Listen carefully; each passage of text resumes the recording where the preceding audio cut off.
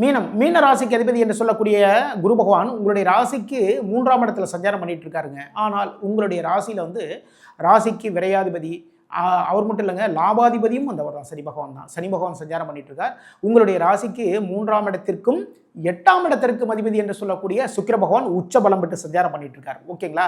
இந்த டயத்தில் வந்து மீன ராசிக்காரங்களுக்கு பெண்களால் சிறு சிறு பிரச்சனைகள் வருவதற்கான வாய்ப்புகள் இருக்குது. அப்போ நம்ம என்ன பண்ணணும் அப்படின்னா, நம்ம வீட்டில் இருக்கிற பெண்களுக்கே வந்து உங்களால் முடிந்த எல்லா விதமான உதவிகள் எல்லாமே பண்ணுங்கள். ஒன்றும் இல்லைங்க, ஏதாவது ஒரு விஷயம் ஒரு ஹெல்ப் பண்ணி கேட்பாங்க இல்லையா?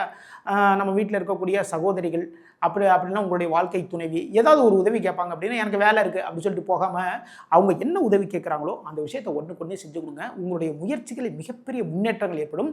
தொழிலில் வந்து லாபங்கள் அதிகரிக்கும். அதே நேரத்தில் இந்த டயத்தில் தொழிலில் பெரிய லெவலில் இன்வெஸ்ட்மெண்ட் பண்ணலான்ட்டு வந்து தயவுசெய்து நினைக்காதீங்க. கவனமாக பார்த்து பண்ணுங்கள். பெரிய லெவலில் இன்வெஸ்ட்மெண்ட் பண்ணோம்னா, ஏன்னா விரையாதிபதி வந்து ராசியில் சஞ்சாரம் பண்ணுறதுனால விரயங்கள் அதிகமாகக்கூடிய வாய்ப்புகள் எல்லாமே இருக்குது. 66 கமெண்ட் பண்ணுங்கள். இந்த வாரம் உங்களுக்கு சக்ஸஸான வாரமாக மாறும்.